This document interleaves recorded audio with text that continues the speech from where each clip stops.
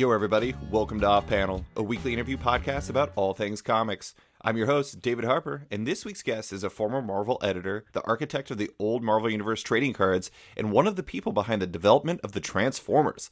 It's Bob Budiansky. Thanks for coming on, Bob. My pleasure. Happy to be here.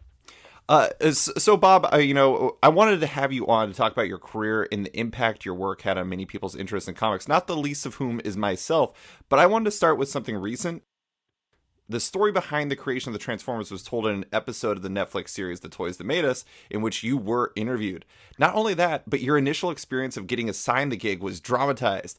When I was watching that, I was thinking, I was like, is this real? Like, how real was this? And how weird was that to see your life actually dramatized on like a big Netflix series like that? Was that a little odd to see? I was hoping they would be able to cast Tom Hanks. I heard he was unavailable. But anyway, no, I mean, seriously, I kind of knew something was up because I think it was even following the interview that the director and the staff got back to me and really pumped me for information about how the actual transition of former editor-in-chief Jim Shooter giving me the assignment, how that happened, and visualizing it. And I guess they asked for any photos of that era and how my office was decorated. So, and they got a lot of it right. They got that, have that old, if you look at it, there's an old Hulk poster by the artist Bob Larkin hanging on the wall, which was actually hanging on my wall around that time. Mm-hmm. And they really tried to make it authentic. So, yeah, it was kind of unusual, but I kind of got a kick out of it. I thought it was kind of funny. It wasn't exactly accurate. I think they took some artistic liberties. They showed me, in that Netflix episode, they show me being handed a Transformers toy by Jim Shooter and me playing with it and trying to make it work. And I thought that probably didn't happen that way. I probably didn't immediately start playing with the toy in front of my boss, but who knows? Maybe it happened. I don't know. The one thing that was completely inaccurate, which I subsequently pointed out to both the director and the producer of the show just recently when I spoke to them, was when Jim Shooter hands me the assignment and I accept it. Then it cuts to me being alone in my office with a yellow legal pad, mm-hmm. starting to work out the name of Megatron. Mm-hmm. So that was now the yellow legal pad was accurate because my original notes, my original scribblings about Transformers and me coming up with all the names and character profiles was done on the yellow legal pad in my own handwriting. So I must have told them that, and I think I showed them examples of it. I still have all of the originals. But the part that was inaccurate was this was clearly a freelance assignment that Jim Shooter was giving me. Mm-hmm. I would never have gone immediately from him walking out the door to me working on staff time on a freelance assignment at my office desk. Right. That was something for me to do at home. So I pointed that out to the producer and director, recently when I spoke to them, and they got a little bit of laugh out of it. They were kind of a little bit embarrassed. 35 years later doesn't really matter. Yeah. I don't think Jimmy Shooter was going to come back and question me why I was supposedly working on a freelance job on staff time, but that didn't happen that way. They're going to retroactively dock you pay like 35 years later. No, and it's a dramatization. It wasn't. No, I know. I want to defend my professional integrity by saying no, it didn't happen that way. I do like that they portrayed Jim just like literally wandering from office to office to find a home for this. Maybe that was how it went. Well, it sort of did. Now, obviously, I wasn't there wandering with him. I was at the end of that wandering, so I can't exactly say what happened, since I wasn't involved with the project up until the moment he walked into my office. Right. But what I understand, pretty clearly was first it was given to a senior editor on staff, Denny O'Neil, and I believe this has gone over clear in the Netflix episode. Mm-hmm. It was given to Denny O'Neil, and Denny turned in some work for reasons that are, that I'm not aware of as far as being part of that conversation. Jim Shooter did not accept the bulk of what Denny turned in. Denny was asked to come up with character profiles and names. Anyway, then he went to other editors. Jim went to other editors who had more writing experience, were known as writer editors. Mm-hmm. And and they turned it down. And I believe those people included at the time Larry Hama, who was well known for doing the exact same job on G.I. Joe that I was asked to do on Transformers. Mm-hmm. And I believe he also went to Mark Gruenwald and Ralph Macchio, who were also staff editors who were known as writers. And then he finally got to me after all those other people, for their own reasons, turned it down. So I was like the fourth or fifth choice. I like to joke, like, imagine how good Transformers could have been if the first choice had accepted it. Yeah. So they got to me. So anyway, that's how it happened. So he eventually came to me, and I got the assignment. I would say late in the week before Thanksgiving of November '83. So it might have been like that Wednesday or Thursday of the previous week, and I was basically told, because of whatever reasons, maybe because so much time was spent having Denny work on it, and time having lapsed, that Jim Shooter needed to get these 26 names and character profiles to Hasbro Toys by the following Monday, maybe Tuesday, before Thanksgiving, which was coming up the following week, before the Thanksgiving break. So basically over maybe a 3-day period, maybe 4-day period, I had like a long weekend, I had to develop all of these names and characters. And so I believe 2 names from the Denny O'Neil phase survived, one of them being Optimus Prime, and I forget the other one. Might have been Hound, but I'm not sure. But anyway, and then I came up with everything else over those few days and turned it in on probably that Monday. And Jim Shooter reviewed it, and he liked it enough to send it on to Hasbro, and they liked it. And that was the beginning of my association with Transformers. Awesome. That's great. Well, before we get deeper into Transformers, I want to kind of go back to like how you were actually getting into comics to begin with, because like one of the things I thought was really fascinating as I researched this is you were actually going to school for civil engineering, which I'm guessing was not the reason why you ended up at Marvel, because I don't know how much civil engineering they do. But you were actually you were an artist. Like that's one of the things I think is really interesting, is like it seemed like most of your interest in comics came from the art side.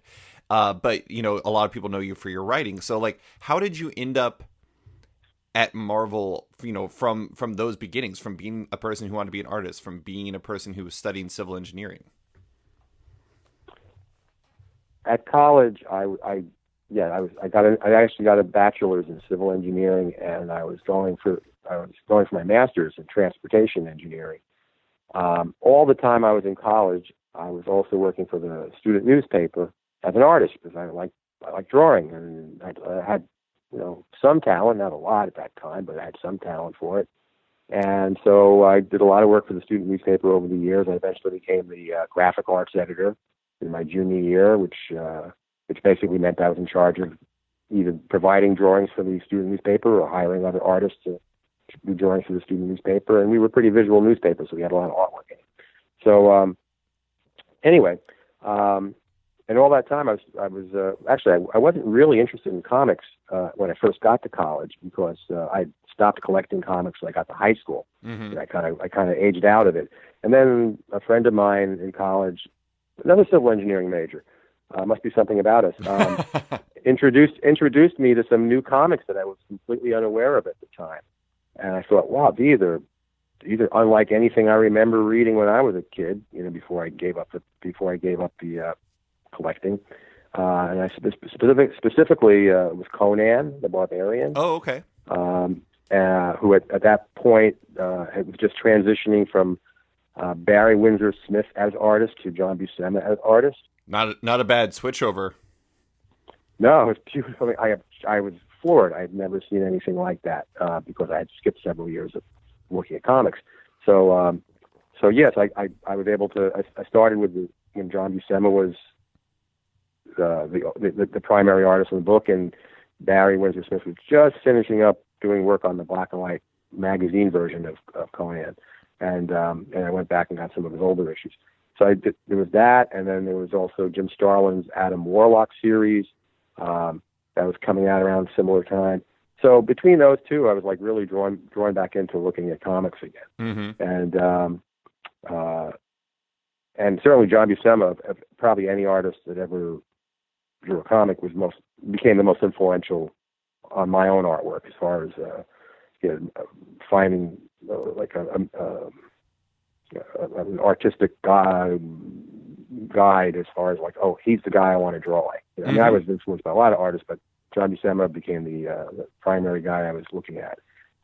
Anyway, so while I'm an artist in the student newspaper, I start looking at comics again. And when I graduated, at the same time, one of my colleagues in the newspaper, his name is Jay Boyar, he graduated too, and he got a job working for Marvel Comics.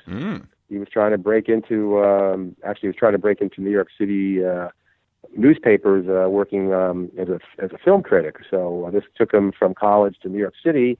He wasn't exactly being a film critic. He was an editorial assistant for the Marvel British Department. The Marvel British Department at the time basically repackaged and reprinted American Marvel comics for the British market, which had a different style of marketing comics. That we have a monthly schedule, they had a weekly schedule. So we had to like repackage them, and we had to do a whole bunch of things to make it fit the British market at that time.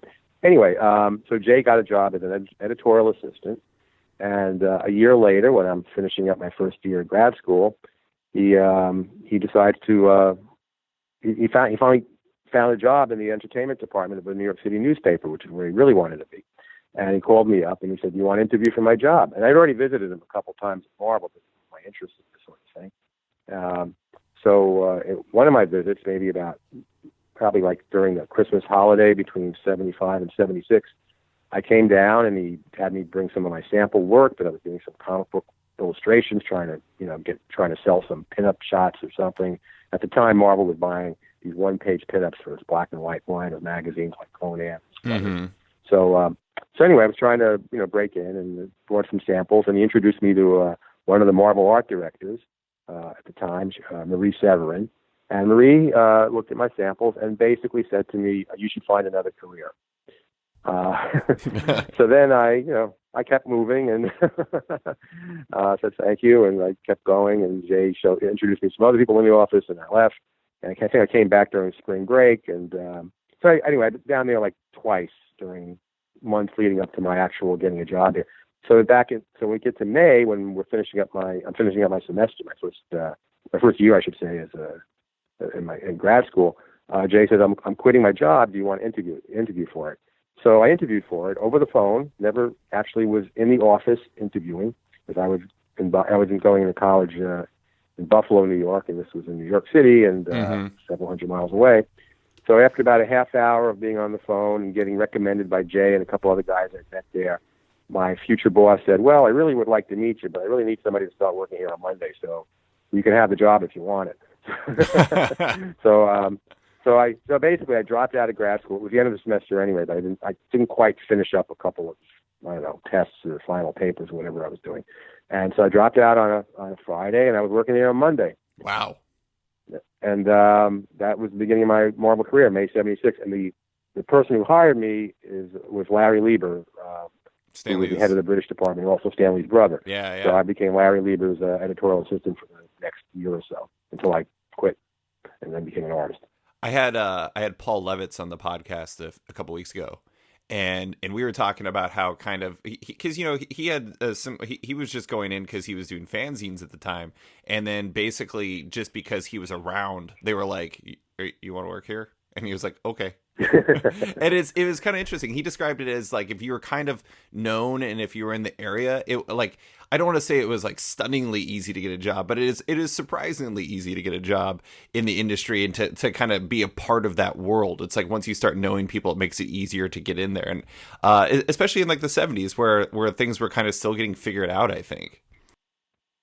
Yeah, I suppose like back then they didn't have the big security walls that companies have nowadays. You could just kind of, you have a friend up there to visit. You could just go up there and visit. Right. A couple of years ago, I met some young writers that mentioned work for Marvel, and they told me things like when they and these days so much information, scripts, artwork gets transferred through the internet. Right. But there are still people who live in the New York City area, near the Marvel offices.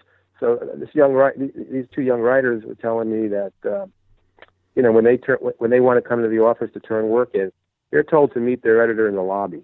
Mm-hmm. They can't even go, even though they're working there. They can't even go upstairs. That's fascinating. It's completely different. Yeah. Yeah. I just want to make one other point about my beginning at Marvel, since I didn't mean to slam Marie Severin. Oh. That's what happened. She told me to find another career.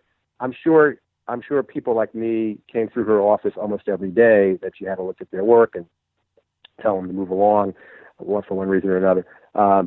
But anyway, once I became the editorial assistant at the British department, I started producing artwork, because I became like the sketch artist for doing covers and things like that. The other artists did. I would provide sketches and so on.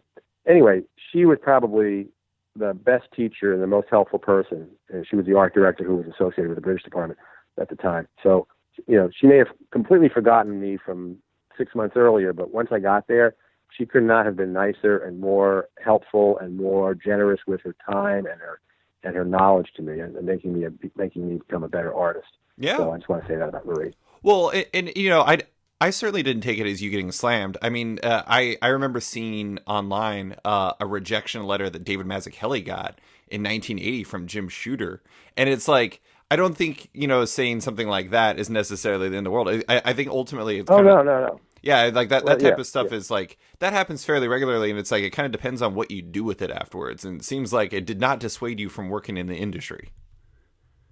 Yeah, I think that's the point. That's probably the moral of the story, with not just with me, but with anybody who gets a rejection from anywhere, which is, if you really want to do something, don't take no as an answer. Right. If you take no as an answer, then you're done. You have to go elsewhere and look for something else to do. But if you really feel strongly about doing something, then keep trying. Find another way. Find another way to get in. Yeah. So did you, when you got that job, did you kind of view it as like a stopgap or as a potential career, or like what? How did you view that? Oh, well, I was making a pretty big decision to leave 5 years of schooling, studies in engineering to try comic books. And my attitude, I think my parents asked me, well, you haven't even given engineering a try, something like that. Right. It's a natural response from, your parents who just, watched you take 5 years of college and toss it aside. And I said, well, I think this will be more fun. Mm-hmm. No, I looked at it as a career move. I wanted to become an artist. In fact, I was told when I interviewed for the job on the phone, don't tell Larry that you want to become an artist. Because what he wants is an editorial assistant, somebody to do all of the scut work around the office, just to send mail through, send out mail out packages to the artists and writers and that kind of stuff. And he doesn't want to know that you want to become an artist. So anyway, but as soon as I got the job, I made it clear I wanted to become an artist. I became an asset to Larry, like I mentioned earlier. He had me doing sketches to provide other artists. I became, like, Marvel British Department at the time. Basically, what we needed every issue was a new cover and maybe one new splash page, because we would divide up the American comics into halves. So it would have the first splash page from the beginning of the book, but then in the middle of the book, we'd need a second splash page for the second half. Mm-hmm. So a lot of artists at that time actually got their start doing splash pages for the Marvel British comics, because they were a good place to try out some new talent. So anyway, I was one of those new talents, so I got to do a lot of splash pages of my own.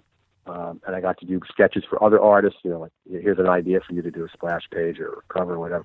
So I became an asset to Larry in that regard. And then after about a year of being on staff, there were opportunities that were awaiting me, so I was able to move on and eke out a living being a starving artist instead of being a starving editorialist.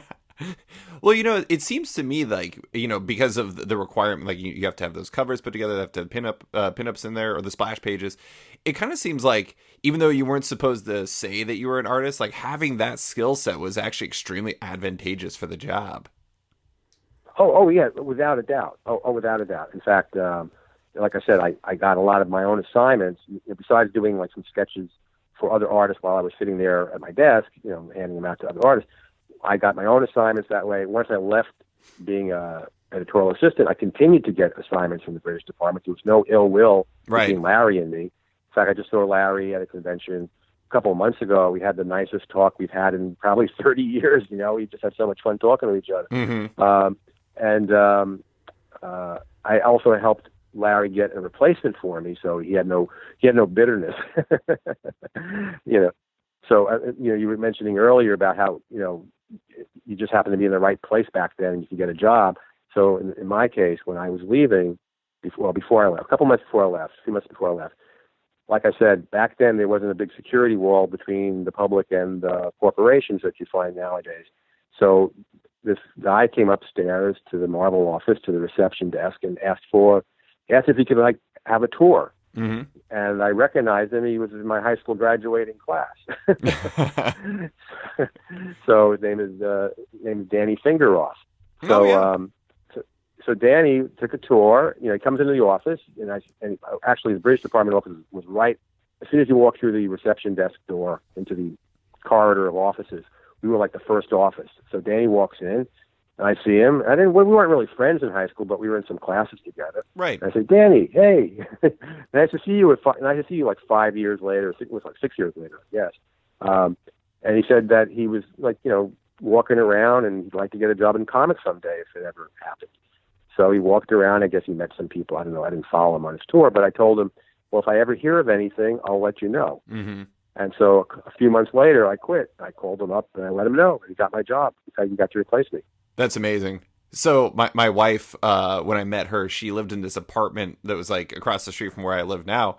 And it was like, it's this apartment that has been around, and it's like a great apartment, and it's really inexpensive, and it just keeps getting handed down from she's an architect, from architect to architect to architect, and it's like this community thing, and it's kind of like your job was like that. It's like everybody was like 6 degrees of Kevin Baconing this job down the way, and which is pretty great. I mean, like that's wonderful. But I am kind of curious, like it seems like during this stretch, like after you decided to go freelance, you kind of bounce back and forth between freelance art and then going back to the editing side of things.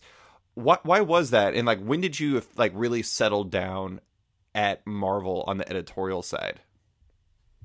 Well, okay, so everything is about circumstances at the time. So I was in the British Department originally. I wanted to become an artist. I became an artist, but I was still not a Marvel caliber artist, frankly. I was getting scraps. I was doing color separations, which is a mechanical sort of job. It's not a real artistic job. I was getting some artwork here and there to do. I might have gotten a couple of backup stories to do at that time. I wasn't getting like a lot. I wasn't getting offered, here's a new series for you to draw on a monthly basis. And rightly so. I wasn't that good yet, and I wasn't that fast. I've never been very fast as an artist. So, like maybe maybe a year or two after like I said earlier, I went from a struggling editorial assistant to a struggling artist. So after a couple of years of that, and it wasn't like I was starving. I was okay. But after a year or two of that, Jim Salicrup was promoted from an assistant editor to editor, and he had a bunch of books that were under his oversight, which included the X-Men and the Avengers, big Marvel titles. So anybody who was in the British Department wanted to move up to the regular books, not to be stuck with all these reprints that nobody cares about. So he asked me if I wanted to be his assistant editor. So I said, sure. So it was a steady income. It was paid better than my old editorial assistant job, probably not a lot better. And it exposed me to the mainstream books and getting involved with that sort of stuff. And so only good things came out of it. Like I got a lot of good experience being an assistant editor on new books, new material, looking at new scripts, new plots, new artwork, not just reprinting stuff that's already gone through the pipeline. Right. So it gave me a lot of good experience. Jim was a great guy to work with, and I continued to do more cover sketches for the books that we put out in Jim's office, and then eventually I was offered the opportunity to draw Ghost Rider. First, I was the Ghost Rider. First, I sort of stumbled into becoming the semi-regular Ghost Rider cover artist, which is really unusual. That a particular artist who doesn't have much of a track record is given as a regular assignment or almost regular assignment, drawing the cover for a book that he doesn't draw the interior for. Right. So I became like like for about 33 issues. I think I only missed like 6 issues. I was a Ghost Rider cover artist.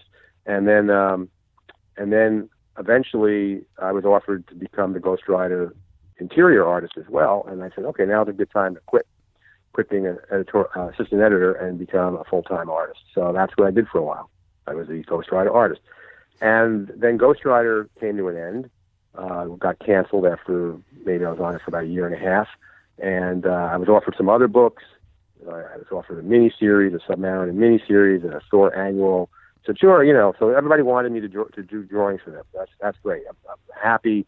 I'm even though my title got canceled, I'm still getting other assignments.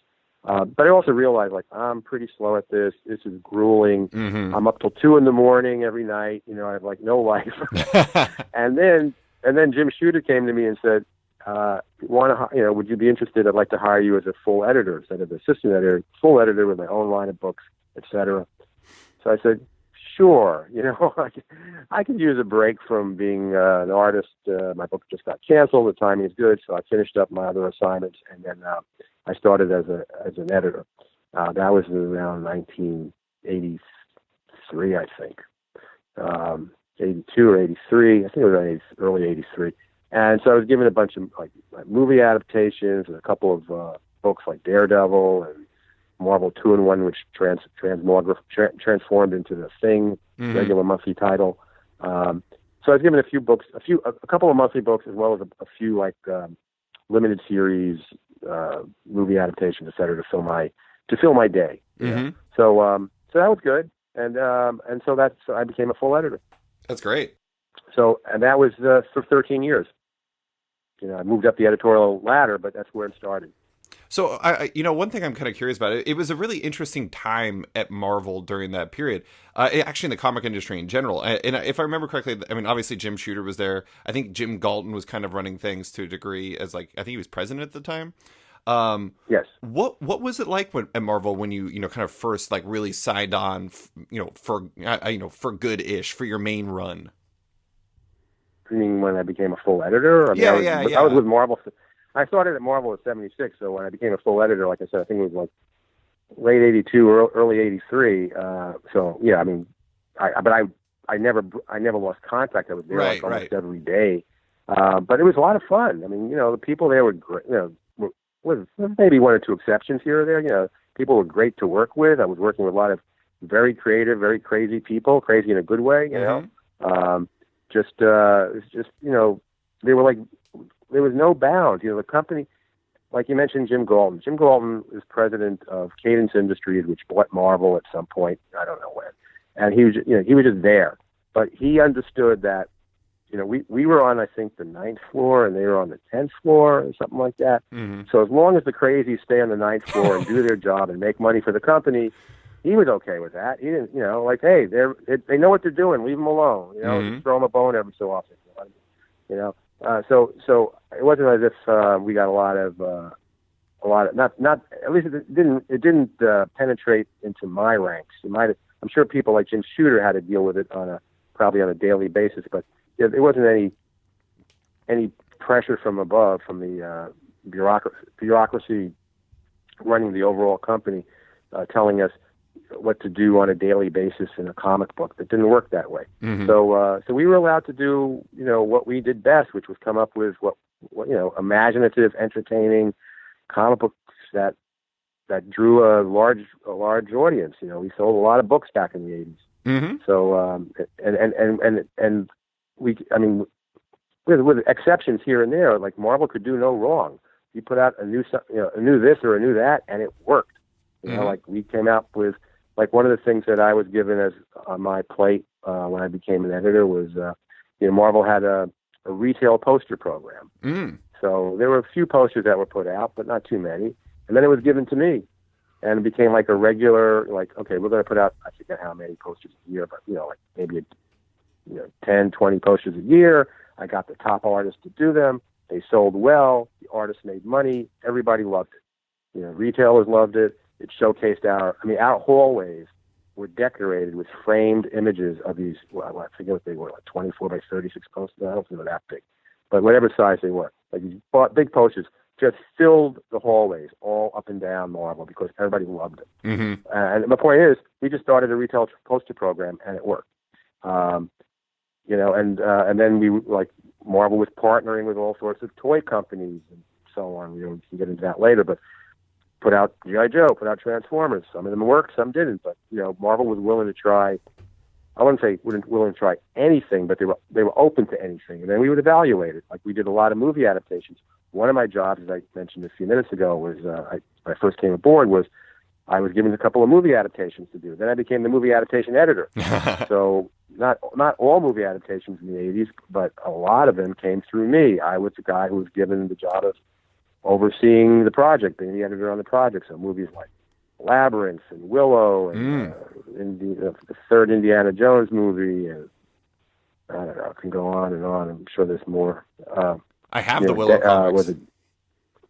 There you go. What was that one that Sam Raimi did? Evil Dead?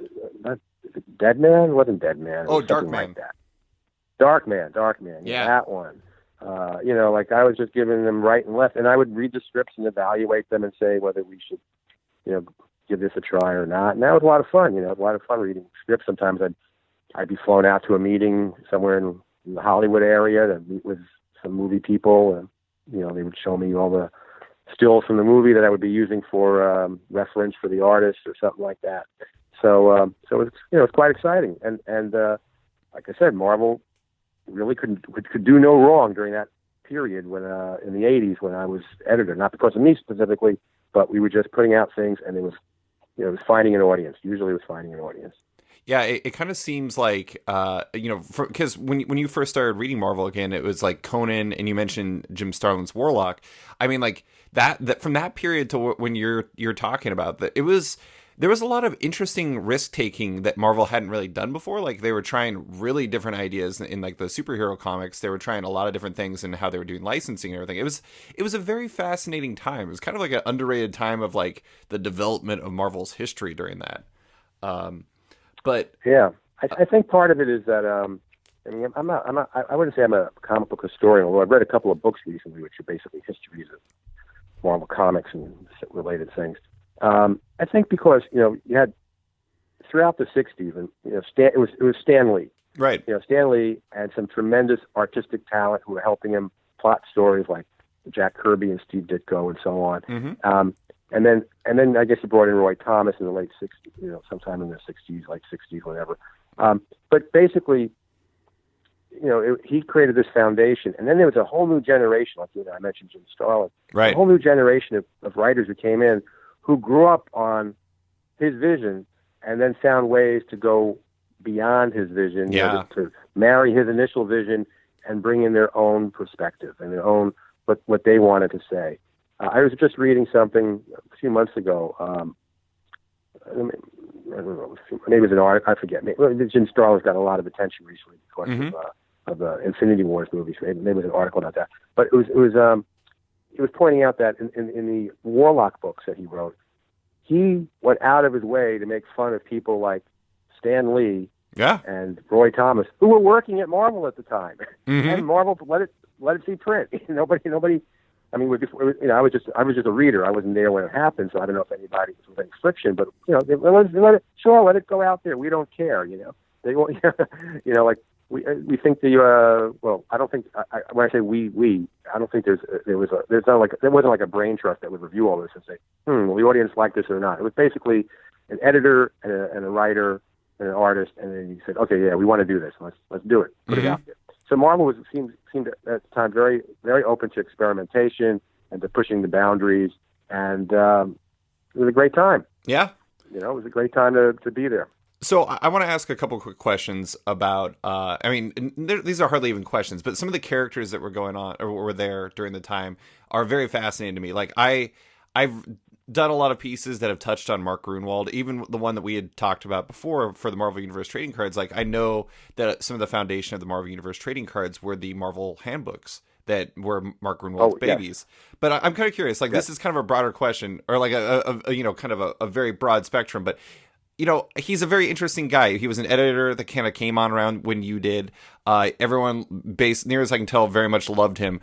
Do you have any good Mark Gruenwald stories you can share? Well, Mark was a very good friend of mine. So we we spent a lot of free time together. A gang of us would go out like almost every Friday night to dinner and a movie. Mm-hmm. We went on vacations together. I wasn't as creative as him in terms of like he would come up with all sorts of things how do you call it, like almost like performance art, you know, where he would come up with an idea and get people to execute it for him, and it was just like a weird sort of thing that would, you know, involve people. Everybody would enjoy it, and he was like the guy. He was like both the master of ceremonies and the puppet master, pulling everybody's string at the same time, and everybody loved it. Nobody, you know, like, so he was great, and he just created like this. I can't pronounce French very well, but esprit de corps. You know, like we were all in Marvel and we were all together, all part. I mean, the people who haven't been working for Marvel for 20, 25 years, we're still all together on Facebook. You know, we still see each other at conventions like we were yesterday. You know? So because Marvel had that kind of feel, like you're all part of the same. I was never in a college fraternity, but you're in the same fraternity or the same day camp or something together. Anyway, so I don't know. I mean, I don't want to spend too much time on Mark because that's sure. My interview. But have you heard the Michelle Marsh story? I have not. Okay, I'll just tell you this story as one example. Yeah. Okay, so back in the 80s, there was a very popular newscaster on a local news show, you know, like at the CBS affiliate, a New York City news show, named Michelle Marsh, and you know, she was an attractive brunette. She, you know, what you would expect a newscaster's, you know, anchor to look like. You know, so at the time there was a campaign around New York City bus stops and elsewhere of posters. And it wasn't just Michelle Marsh. I think it was the other newscasters from the show as well, where it was just like a big poster of a headshot of it, you know, like of them looking straight at you, like very, very, very seriously. And it was like some, you know, if it's important to you, it's important to us, or some news, you know, motto, whatever it was at the time. You know, one of those taglines, and just in dramatic lighting. Anyway, so Mark offered. Now, I didn't take part in this part of it because I'm pretty conservative in this regard. He offered anybody who could, dare I say, steal a poster, he'd pay $1. Okay. So before you knew it, his office was decorated from floor to ceiling with Michelle Marsh posters without an inch to spare. Like there was everything was wallpapered with Michelle. Even his desk, you know, he would cut it out so he could pull the drawers out. But even his desk had Michelle Marsh posters, you know, like covering the desk. So his entire office was Michelle Marsh posters from floor to ceiling. That's amazing. So, now I don't think he had like some kind of weird fixation on her. He just decided, you know, he liked the poster, he's going to do something. So then, time passes. I don't know how much time, but, you know, over this period of time when he's collecting these posters and decorating his office, he announces, him and his helpers perhaps, announced that Wednesday, I think it was a Wednesday, is going to be MM Day. So everybody's wondering, what's MM Day? You know, so he invites everybody to his office at a certain time, like noon on Wednesday or whatever day it was. And people went in one at a time. And this is the entire Marvel office. Not this is the comic book people, not the bureaucratic, the ninth floor, licensing, marketing, salespeople. You know, not the bureaucracy. So all the bullpen people, basically, all the editorial and production staff and everything.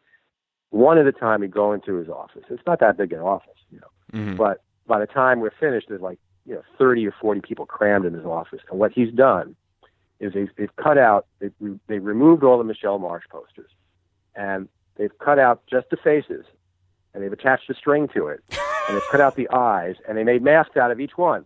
Oh my God! So everybody who walks in gets a Michelle Marsh mask to wear. Oh my God! And he has his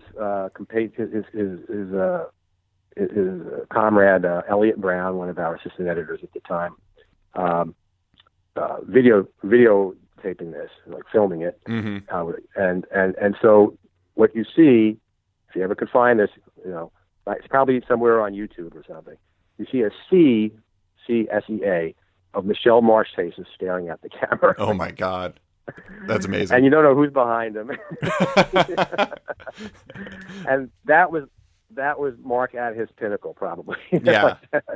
That's so good. Okay. Now I could never come up with anything as bizarre as that. But it was bizarre, it was funny, it involved everybody, even Jim Shooter, the boss, Wow. was in that picture behind one of those masks. He went along with it too. Because it may have wasted an hour or two of office time, but we got so much benefit out of it. Mm-hmm. People just loved working there, and that is an example of why people loved working there. That's wonderful. Thank you for sharing that. So let's get back to your stuff. I know you worked in special projects, which was like licensing. It was a very large umbrella of things that weren't just superhero comics, and that's when you got into Transformers. We already talked about the story behind that, but one thing I'm kind of curious about, you were originally an artist, but you had dabbled with writing comics a bit. How did you get roped into actually writing the Transformers, and did you feel like you took to that role fairly quickly despite your relative inexperience? As an editor, it was natural to be exposed. I mean, look, okay, I'm digressing a moment. Look at all the people who were artists who became writers. Yeah. You don't have to look very far in comics. So it's just like a natural evolution. I'm there as an art. Well, first of all, I was co-plotting stories when I was drawing Ghost Rider. Right. Mark DeMatteis was the writer on it, and he asked me to help co-plot the stories with him. I said sure. And he wrote the dialogue, but I added significant pieces to all the stories that we wrote. Well, and it makes sense with Marvel style too. Yeah. So because the art, so much is relying on the artist's way of storytelling, coming up with ideas that help to enhance the story. And then I think there was a point where Jim Shooter was short of the writer for the Avengers, and he asked me to write a couple of issues. I co-wrote it with the aforementioned Danny Fingeroff, and so I gradually was picking up some writing experience. And then, like I said, out of desperation, Jim Shooter came to me and asked me to come up with these profiles and these character names. So happened I liked doing the Sunday Times crossword puzzle, so I was pretty good with words, so that really helped me. You mentioned earlier something about how did civil engineering lead to comics, what good was that? The only time it came in handy was writing Transformers. So I would write these profiles. I would go over to have meetings with Hasbro, with all the account managers, executives who were overseeing the Transformers franchise. And one time somebody asked me, so were you ever in the military? And I said, no. He said, well, how do you come up with all this language, all these words? It sounds really technical, like you were in the military or something. He said, I was a civil engineering major. That's where I know all these words from.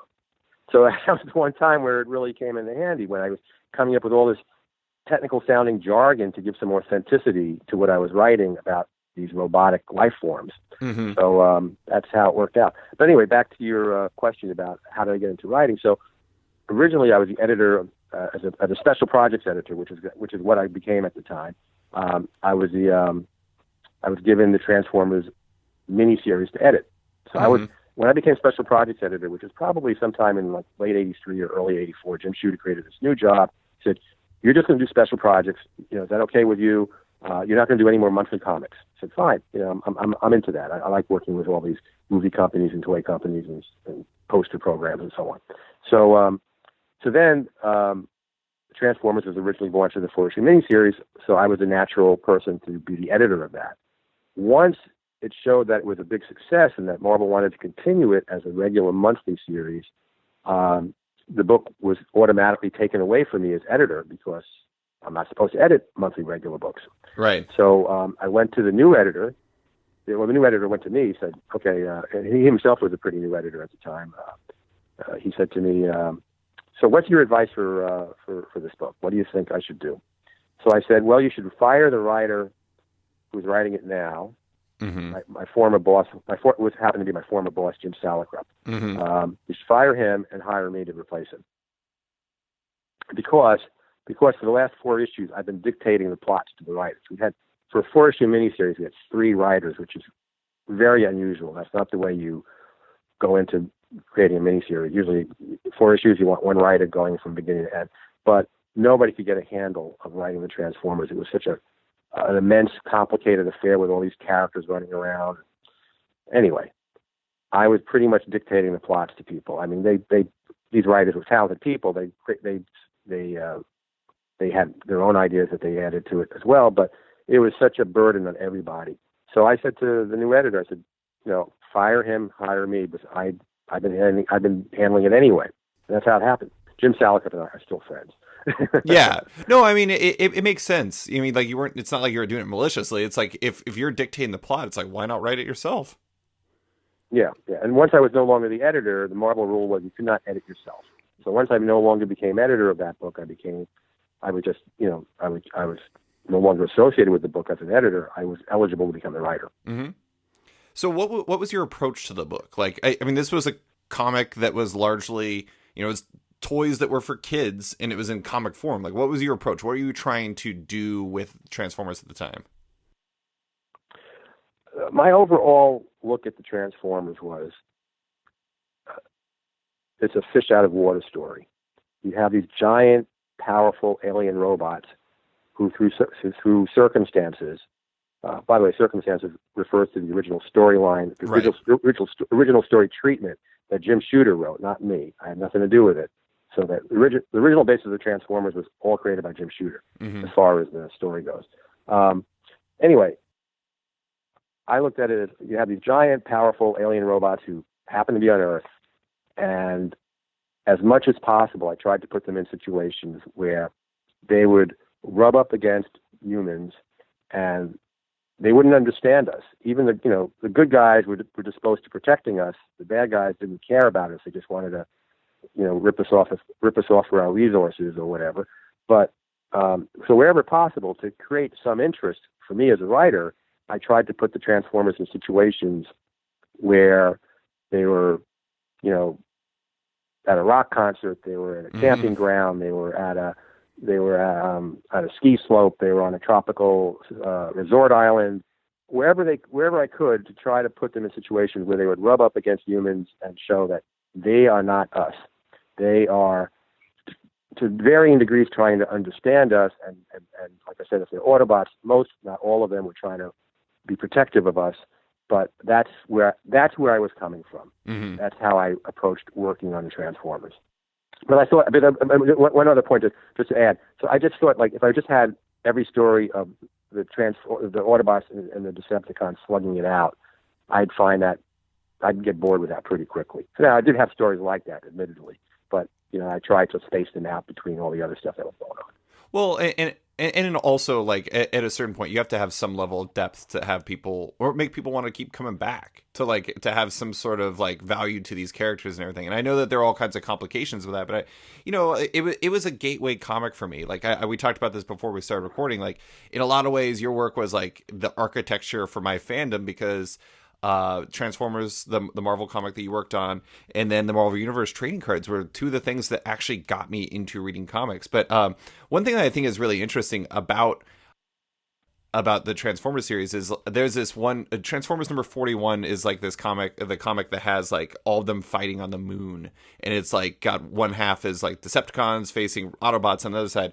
And I posted a picture on it of it on Twitter recently, and saying like this was like a huge part for me, because or a huge moment for me, because this comic made me like really appreciate comics, because it could show all these different things. And I remember in the back of the comic, it said all the different names of the Transformers that were on the cover. And when I posted it, somebody said something along the lines of, it looks like somebody was playing with toys when they made the cover. And I feel like that's kind of like a vibe in a way of what you were doing, is like, it kind of felt like these toys come to life in a way that kids would appreciate, but also had depth to it, because you wanted it to be interesting to yourself as well, right? Yeah, well, exactly. When I wrote those books, and I talked about writing Transformers in situations with humans, but I couldn't neglect the Transformers. Obviously, the main characters were the Transformers, and I had to give them feelings. I had to give them a point of view. I had to give them all the things that you yeah, all the things that you would associate with human beings. Otherwise, we would not. Otherwise, the audience would not be able to relate to them. And so I, to the best of my ability, that's exactly what I did. The frustrating part of writing Transformers, as you might be aware, I don't know if you're aware, that Moon issue, I think, points this out. I could be wrong, but I had to wipe the board every so often of all the Transformers I was writing because Hasbro kept spitting out new lines of toys, and I had to find, behind the scenes, I was being told by Hasbro, you have to introduce these new toys into your comic book. Because basically, they looked at the comic book as a marketing vehicle to sell toys. Yeah. I understood that. It's a gateway to a new wave. But right. So I understood that, and I wasn't fighting it, but it was also a challenge because I had to clear the decks. Okay, I had to find ways to get these characters off the stage so I can make room for new characters. So I'm suspecting that Moon issue that you're referring to, probably a lot of characters got wiped out for a while, temporarily. I do recall that. Yeah. So, and I probably introduced a whole bunch of new characters the next issue. Mm-hmm. So that was just the reality of it, and it accelerated my leaving the book because it really burned me out. I would be working on a storyline with certain characters. I was developing these characters I thought in interesting ways that I liked, that the fans liked, and then I would have to stop and I'd have to find a way to introduce all these other new characters. Yeah. And after a while, it became a real grind to continue to do that, to discard what I was, to discard what I was playing with earlier and play with some new toys and figure out new ways to bring them into the storyline. So I was begging to get off that book. I got off the book, my last issue was 55, but I was probably at least a year before that. I was begging my editor I want to move on. I want to go do something else. I can't do this book anymore. And he was begging me to stay. Yeah. So. I mean, it's a hard way to work. It's like you can't really dictate your own path if you're having to constantly introduce things that are outside of your control. And I mean, that has to be frustrating. Yeah, and that's the challenge, and that's the reality of working on licensed books. You don't have it in your control. If I were writing Spider-Man, I could be pretty assured that Spider-Man is going to be in every issue. Right. That I'm not going to be told by Stan Lee, oh, we're not going to have Spider-Man appear in this anymore. We're going to bring in a character. Yeah. I'm pretty sure I have that control over that character. But with toy books, you're really at the mercy of the owner of the toy, and it's okay. It's a good training ground. I got a lot of pleasure out of working on Transformers. I don't regret any of it, so I was happy to do it.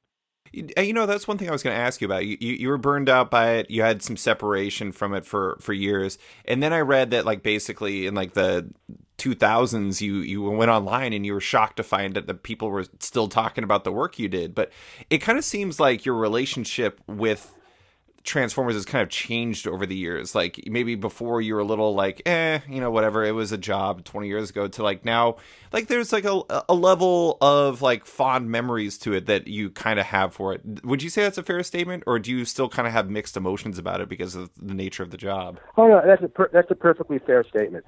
You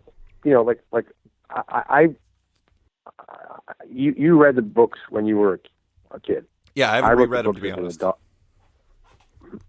What was that? Say again? I said I haven't reread them, to be honest, but they were such a foundational comic for me that no, I'm not. That's fine. I wasn't asking you to reread it. I'm just saying. But you read them as a kid, but I wrote them as an adult. Right. So once I moved on from Transformers, it wasn't like I moved on and there was nothing in front of me. It was like I moved on to something else. Right. So I wasn't looking back and saying, "Oh, let me think about those stories again and all those wonderful times."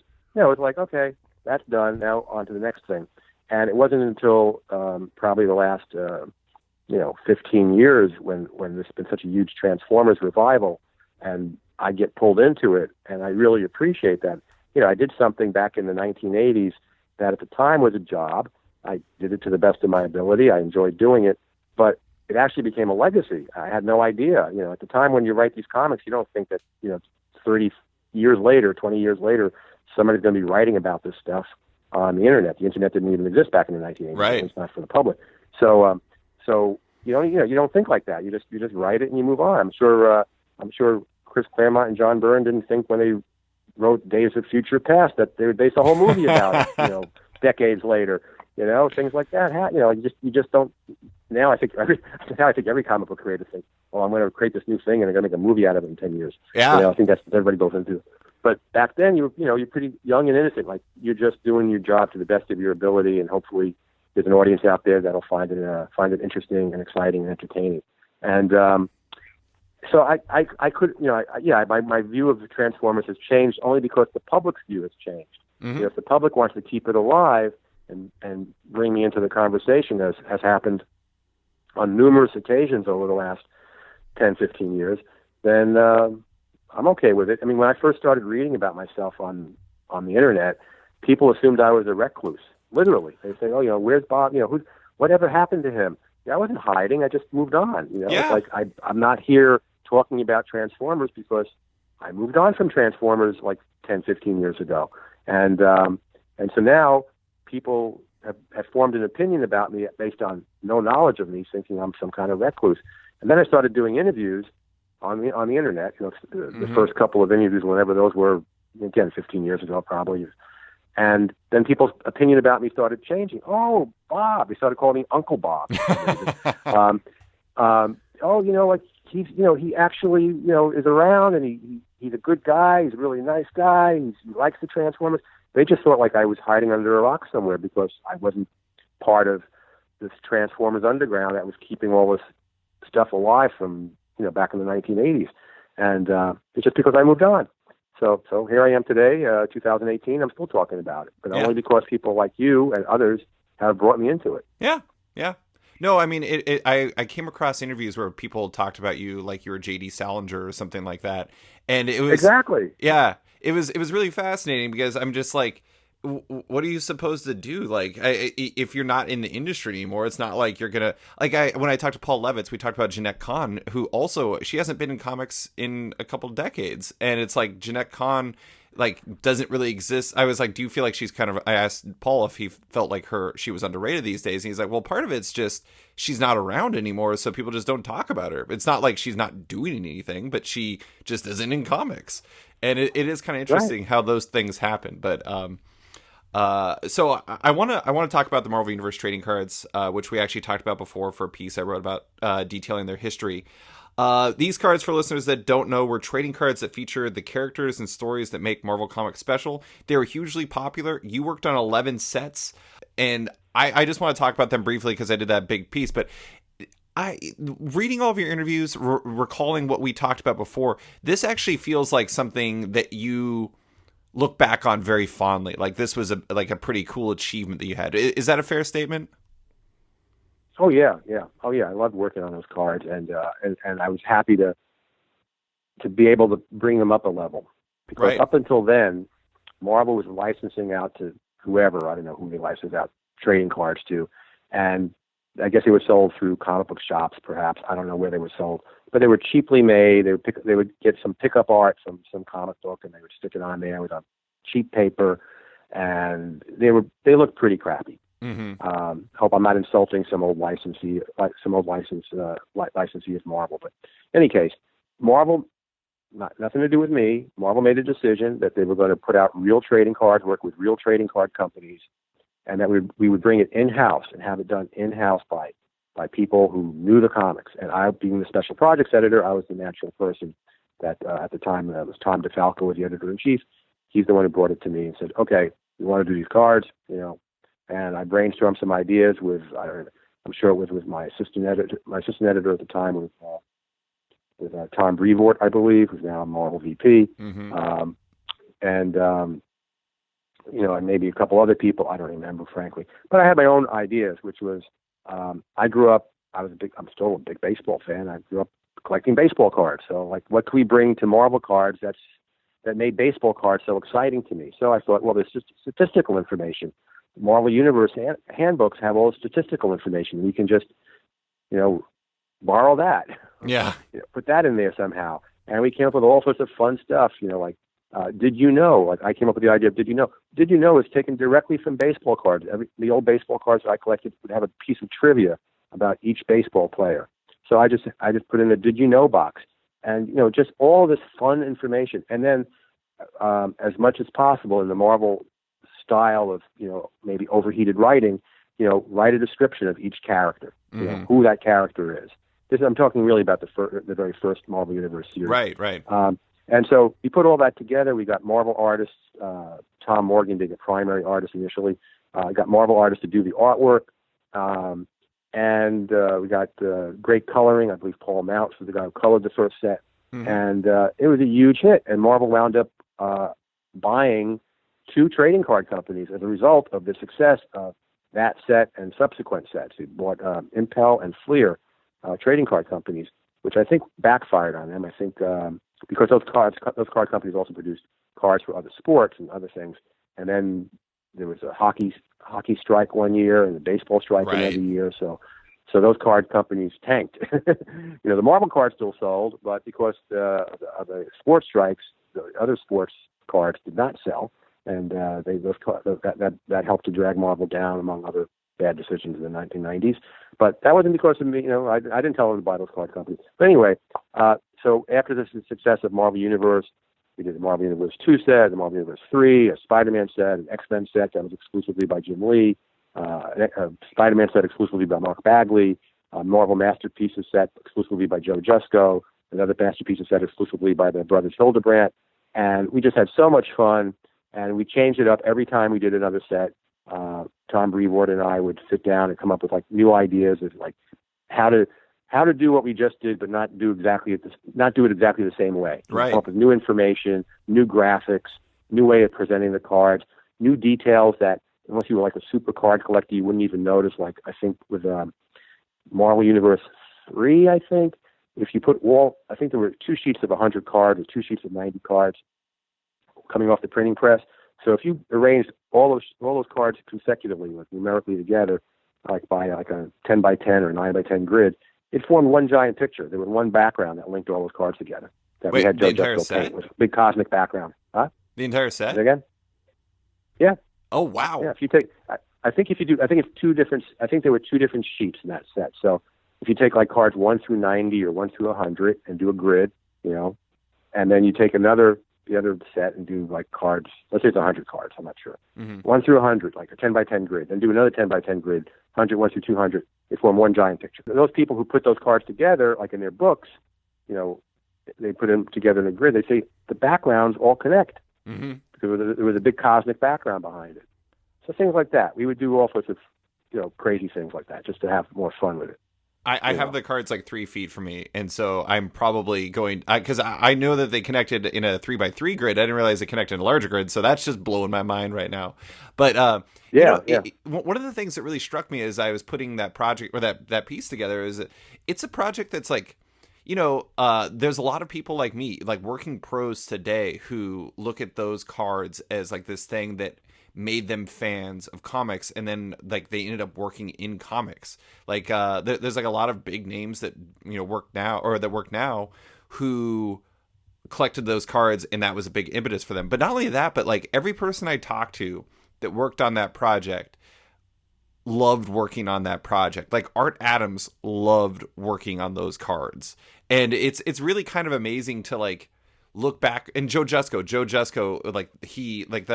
those cards that he did was just a banner moment in his life. And it's really interesting looking back on that project, because not every project, a lot of times projects get bad feelings over the years, but this one seems like it almost had a 100% happiness rating amongst people who were involved with it in any capacity. I'm glad to hear that. I mean, we first of all, we except for perhaps Joe Jusko, who we really pushed to the edge, but he did a whole set on his own. They're all painted. Right. Yeah.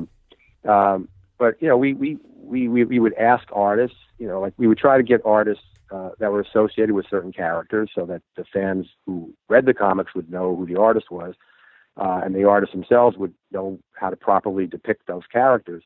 But we didn't ask artists to do anything they weren't willing to do. So if they weren't available or they had no interest or whatever, and we go on to the next artist. So it was a fun, I think comic book artists generally love drawing their characters or painting their characters. And here we're giving them a chance, you can come up with a definitive image of Shadowcat or right. or Iron Man or whatever, just tell us what you want us to, just tell us what you want to do. Just show us a little sketch, but then it's all yours. And they love doing that, you know. So it was great for the artist. It was great for us. We worked with wonderful designers. I'll tell you a story about you have time to tell you a story about the designer of most of the sets. Do it. Okay, so the first set, we wanted to have a Stan Lee card. So somebody remembered that years earlier, there was this great painting of Stan Lee done for the Marvel fanzine, Foom. Mm-hmm. It was a Foom fanzine.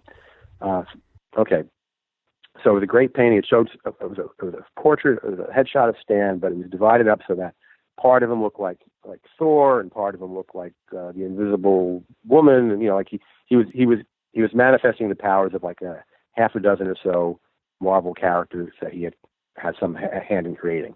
So it was a wonderful painting. So I had to find the artist who did that painting, you know, 10 years earlier, whenever it was, and get his permission to reuse it. So I found him. The guy ran his own graphic design studio in Manhattan. His name is Arnie Sawyer. Mm-hmm. And at first he was very skeptical. He says, "Well, I don't know about this." I said, "Well, you know, we'll pay you. You know, we'll pay you what we're paying all the other artists to do their work, and you've already done it." "Oh, I don't know." I said, "Look, Arnie, this is all we could do. We're not going to pay you more." "Oh, okay." Well, anyway, I met Arnie. I went over to his studio, which is turned out only a few blocks from Marvel. He has this great graphic design studio. So after that, he became the graphic designer, the guy who designed all the cards, like all the backgrounds, yeah, all the backs of the cards, and all. It's his studio that produced all of these great-looking designs. You know, we'd work together on it. I would give him some guidance, but they're the ones who pieced it. They were just getting into Photoshop and Quark Express back then, so they were able to put it together that way. And it was a wonderful working relationship. And it was only because of this accident of him having painted this thing 10 years or so earlier that I ran across the guy, and we had a great working relationship. You know? That's amazing. So if you actually look at some, not the first set, but maybe the second or third set on the checklist cards, mm-hmm. you'll see that Arnie gives himself a credit. That's great. The designer Arnie Sawyer. So I said to Arnie, if you're going to give yourself a credit, then I'm going to give myself a credit. So you'll see. It also says creative director Bob Budiansky. But I only put that there because he started putting his credit. That's amazing. God, yeah, it's funny how those things come together like that. But I know you have to go soon, so I just want to finish with a couple more quick questions. One thing in the 90s kind of changed a bit.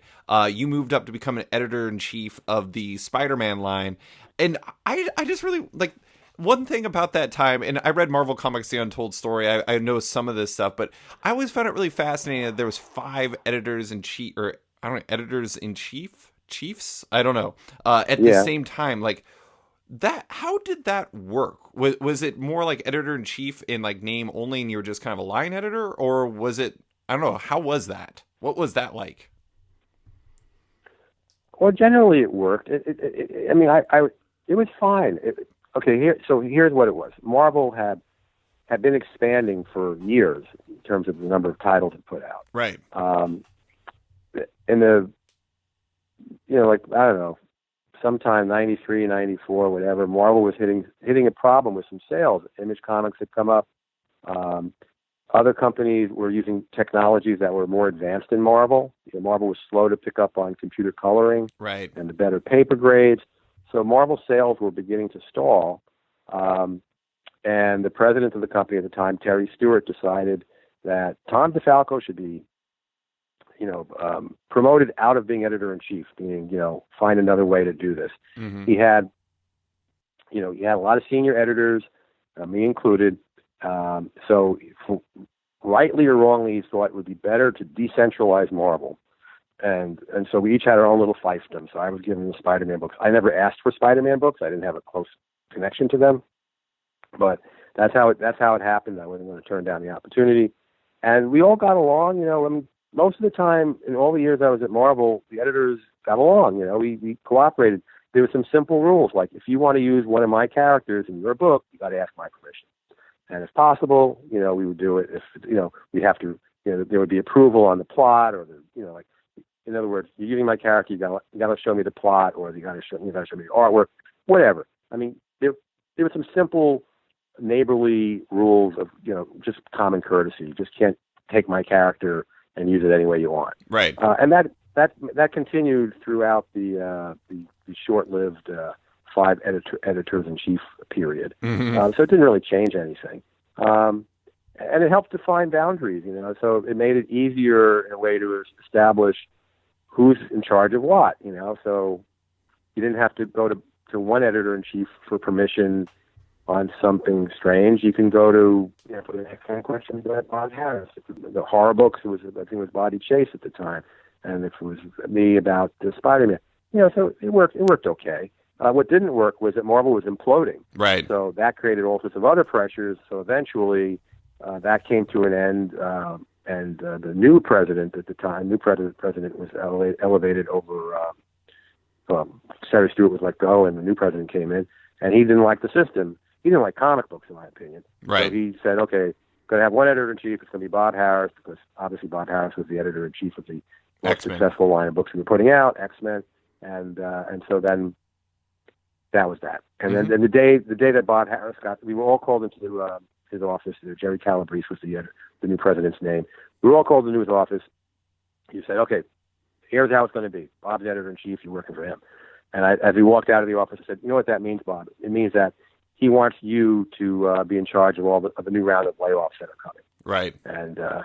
And Bob didn't say anything. And then a few months later, there was another Marvel implosion, and a whole bunch of us, including myself, were laid off.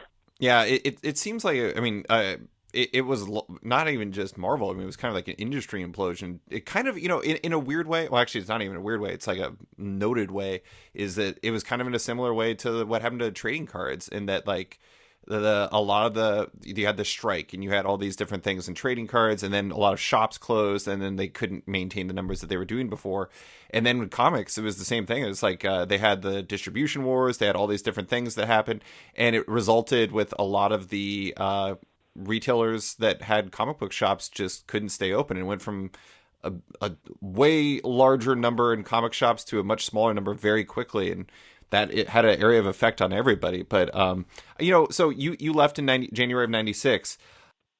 I did want to ask about, the last question I have for you is, you left, you never really went back to comics, besides, it sounds like you're going to cons and everything, besides a few small writing gigs for the Transformers. Why was that? Did you just have no interest in coming back at all, or what?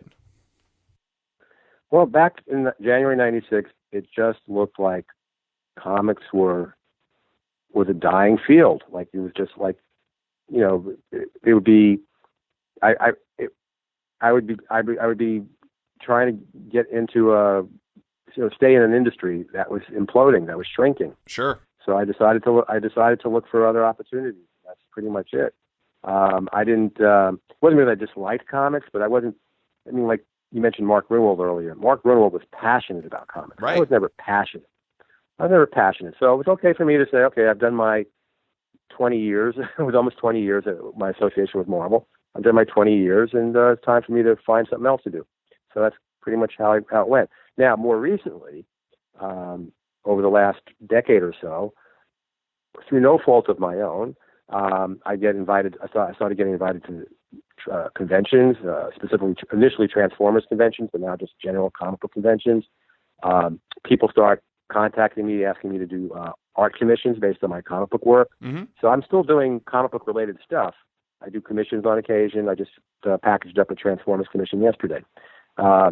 So I'm still doing stuff, but I'm not doing it for any of the main companies. I mean, on rare occasions, I've done an illustration or or some writing. I did something for IDW like 10 years ago, for a readaptation of the Transformers animated movie. Right. I wrote that for them, but it's really rare. But otherwise, I'm just doing commissions. Yeah.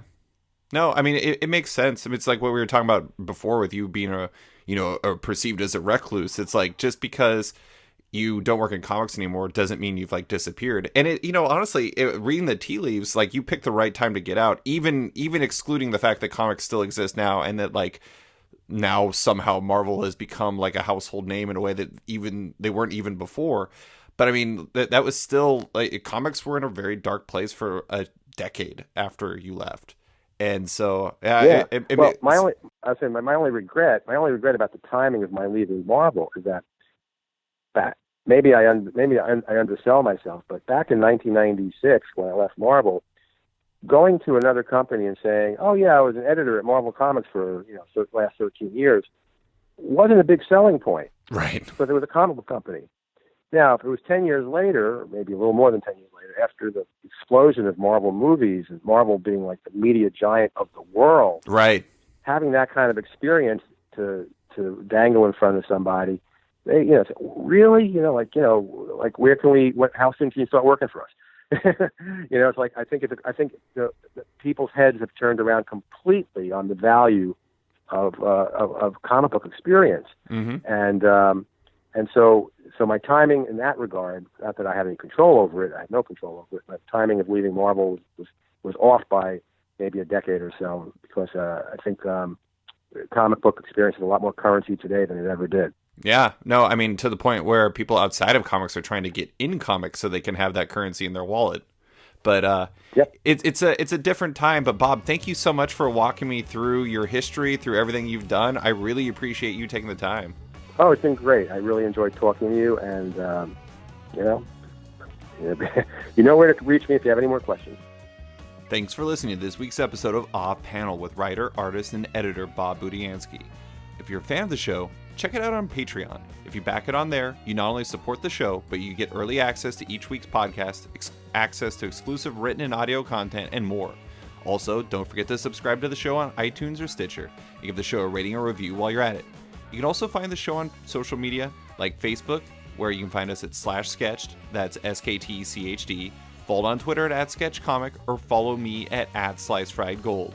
Big thanks to all my existing patrons, including Nick Poletto, Mike DiArgenio, Dylan Campbell, Owen McCready, Brendan Fletcher, Michael Garland, Nick, Gary Maloney, Jonathan Nilsson, Matthew Groom, David, Jason Massey, Mike Gillis, Adam Bogert, Xavier Files, Maria Schweitzer, Matthew Taylor, Tyler Turner, Dan Guarino, Dan Lee, Nick Patera, Jacob Sorelli, Ford Gilmore, David Baraldi, Evan Blazer, Brian McRae, Ira James Udaskin, Henning Allers, Modern Magic Stories, Nick Hall, Bruda Batista, Abraham Reisman, Bobby Angus, Bjorn Basin, Darren Neely, John Hendrick, Steve Anderson, Phil Nall, Ian Maxfield, Cliff Chang, Benjamin Shipper, Colin McMahon, Chris Palmer, Maxwell Schmidt, Scott McGovern, Nathan Fairbairn, Kat McKenzie, Lou Iovino, Nicholas Kessley, Greg Rucka, Ryan Mail, Adam Heifeld, Nicholas Gardner, Andrew Corrigan, Fiona Staples, Chris Morris, Chris O'Halloran, Mark Abnett, Mike Murphy, Michael Shirley, Tom Barnett, Jim DiMonacos, Norbert, Nick Lowe, James Kaplan, and Mission Comics and Art in San Francisco.